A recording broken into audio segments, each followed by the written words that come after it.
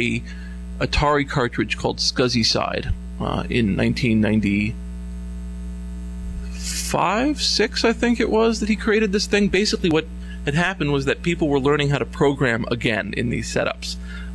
One of the things that really attracts people to older systems is the fact that a lot of the rule sets you have to buy into now. For instance, checking your code in with a code management base and having to program it in such a way that you're working with some sort of API and working with some sort of complicated, GCC port for that particular unique set of circumstances. For people who get wrapped up in that sort of work, it's very refreshing to have a single chip to have to deal with and a set of instructions that have been so analyzed through the last 20 years that every single last trick you could ever imagine has been in some way handled. It's to the point that the 6502 has a list of bugs that are just known, the things it can't do, and instead of somebody discovering that the hard way late one night alone and not being sure if they've got a bad chip, it's all documented so they don't get hung up on that. And so a lot of the draw to create new items for these old games is there. And with the start of SCSI, Joe Grand took it to a greater level, because first he started to buy old Atari Combat cartridges, which that are pretty much available like water because one went with every Atari that was sold. And he would take the labels off, put a new chip inside them, and put a new label on the outside, so he didn't have to manufacture the cartridges. Then he started to sell them, and then he started to make new ones. And there's a small boomlet now in brand new Atari games that you can buy on a actual Atari cartridge that will plug into an actual Atari and work as expected. The largest Atari cartridge that was ever made was the 32K Pitfall 2, which required a customized bank switch to be able to work, and so as a result it was unbelievably expensive and didn't sell as well. Since then, there's a game that's coming out. I had figured it had come out by now, but I haven't seen much about it. It's the Homestar Runner RPG that is being created on an Atari cartridge by Paul Slocum, who goes by the name Treewave at treewave.com, which he's basically a musician who has a bunch of pre-programmed Ataris, Commodore 64s, and he makes beautiful music with it, and I've hired him to make music for my film because he produces these extremely organic sounds, considering he's mostly just making an Atari 2600 extremely sad. He also has a programmed printer that he modified the BIOS on so that it would work in a very, very strange way. So he was assigned with creating this Homestar Runner RPG, and to be able to make it do a lot of things, they created a customized 64K bank switched cartridge, which has, because of the limitations of the Atari, you have to have it split into one small area. I think it's 8K. I think that's the maximum it can address. Is that right with the two? I think it's 8K it can address that way. And then this thing knows to call other parts and pull them in and pull them out, requiring what it needs. So it's a pretty complicated process for this game. But it was the only way they could get it to work that way. So if Pitfall 2, which has an enormous amount of screens, only requires 32, you can imagine what these guys will be able to do in 64. So that's why I'm looking forward for this game. Certainly with the Atom, I believe at this point, I'm very sure at this point that the Atom has been emulated to the point that it's pretty indistinguishable from, I figured it was that way. There was a period of time I tracked the beginning of the emulation scene, which unfortunately, which depending on your view, the problem with emulation is that, like a lot of hobbies, if it leads to free stuff, you end up with a lot of people who, there's a lot of people who like the microbrew, but there's a lot more people who like to drink free beer. So you have that in any given situation where you have a set of people who are working very hard to learn things about a system like the Atom, to learn all of its internals so that they can emulate it. And then once they get the games working, suddenly everybody's interested in their emulation project and how it functions, and they just would like to have, if you could just send them a copy of all the games, it would help them really understand your emulation program a little better to see how it functions.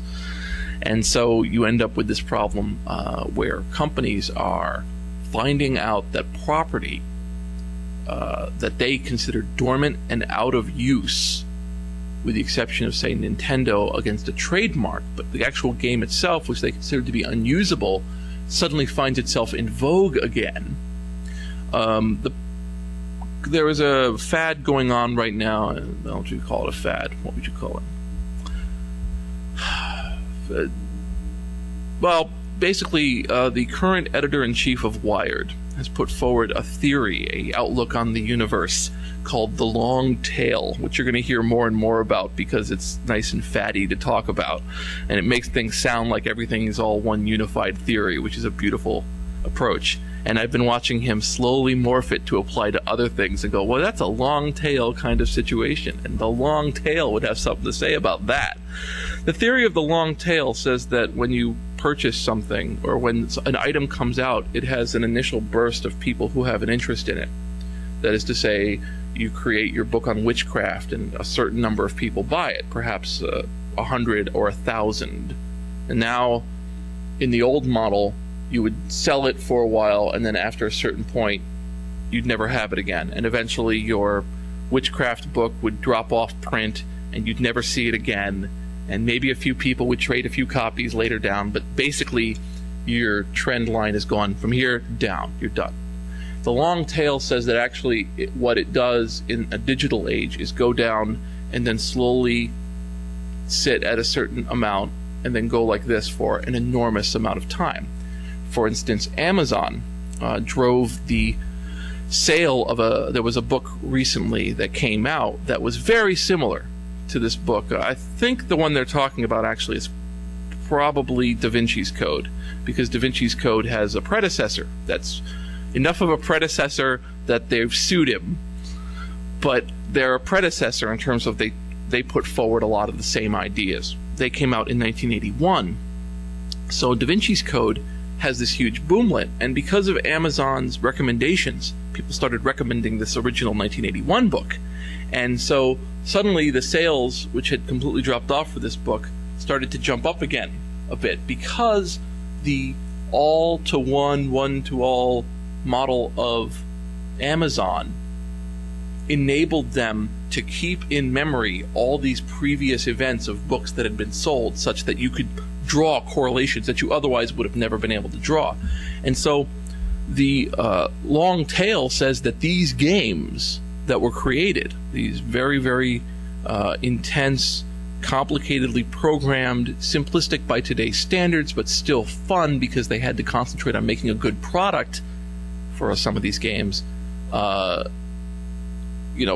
these games continue to have their draw when they go up against people, and that these games can continue to sell up into the present day, depending on if they market them. Now, traditionally, when you look at how they market it, they don't tend to market it very well. They'll tend to choose 5 to 6 games, when the cost to them of putting up 1,000 games is pretty much the same. They could, I know that in my collection, can I get this on tape? I can get this on tape. I've been known to collect the occasional ROM. And the entire Atari 2600 library, which I have, which is 1,600 games that were manufactured, and that includes variations, clones, works out to about 120 meg. So, if you take the original Atari 2600 stuff, like what's considered the canonical 600, is that a hint? The canonical 700 games actually work out to only a few megabytes. I mean, enough where it doesn't even, it's not even a USB flash drive that you could buy for $5 at this point. And that can contain the entire Atari 2600. Well, that's a good trivia question. Does everyone know when the last Atari 2600 cartridge was made? Before this retro movement? Just no. 1992 was the last company that finally got out of the Atari 2600 market as a company in that fashion before this retro movement began. Yes? I'm not sure which particular one they made, like which game it was. I just know I have, like, a lot of my factoids are like Yeah. So and then what happened? And I go, I don't know. You know, the best-selling computer of all time is the Commodore 64 because they manufactured it from 1982 to 1993 with no design changes. So as a result, just for 10 years, they just shoved the same thing out the door, and people bought it up. This is also why Commodore 64s and Atari STs have such a large following in Europe, which is not as large here. Here, the brand names are known, but there, the brand names are worshipped because they continue to be manufactured well into the early 1990s, and so they were a natural thing for everybody to learn on, and everybody to do programming, and everybody to learn assembly. So, it seems off. Is that off from the Coleco, Adam? I think it's off from the Coleco,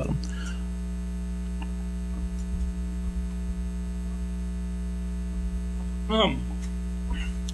So, what I assumed the gentleman was going to talk about was to talk about the fact that he belongs to a Coleco Adam group, and where to find them. Do we know what the name from the, we should at least put that out.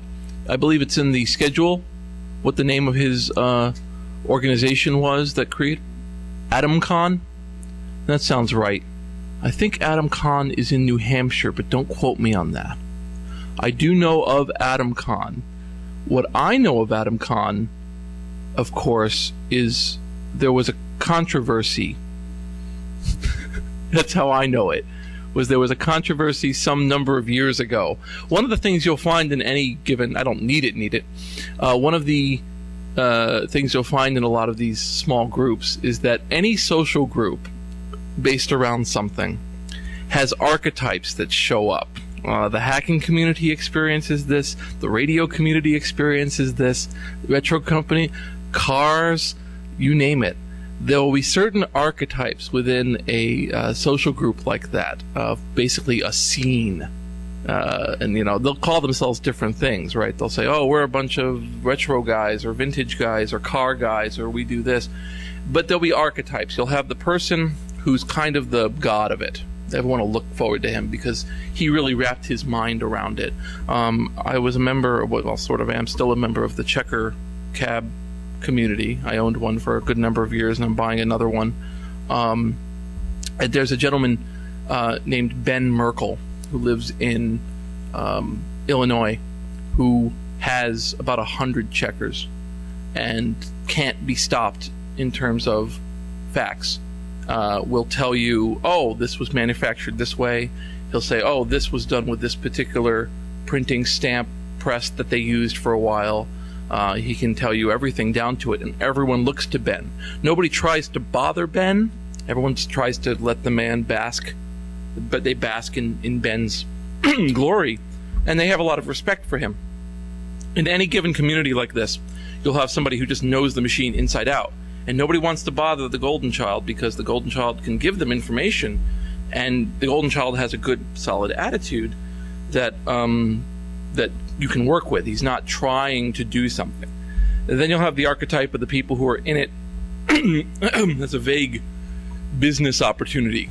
They naturally think of it as like, well, if I make these for $2 and sell them for $10 and I can sell 150 of them, I could buy 175 and I'll make back my costs. And so they will attempt to drive the group in such a way that it causes sales to be made. And I believe this is what happened with the Atom. I hope it was the Atom. I'd hate to be besmirching the wrong area. That there was at least one set of circumstances where they were going to rebuild or manufacture something, and somebody who promised they'd be able to come through did not come through. That's the archetype. You have the charlatan. You have the person who does that. Then you usually have the house organ. You have somebody who does a magazine or a website, and he's kind of the one everyone looks to get the news about the golden child and what's going wrong with the charlatan. And again, you'll see this in almost every set of people who deal in something. And somewhere along there, you'll have a sort of interesting corruption where suddenly the scene becomes more important than any particular member in it. And there becomes a concern that this kind of, you say, some kind of nebulous cloud of members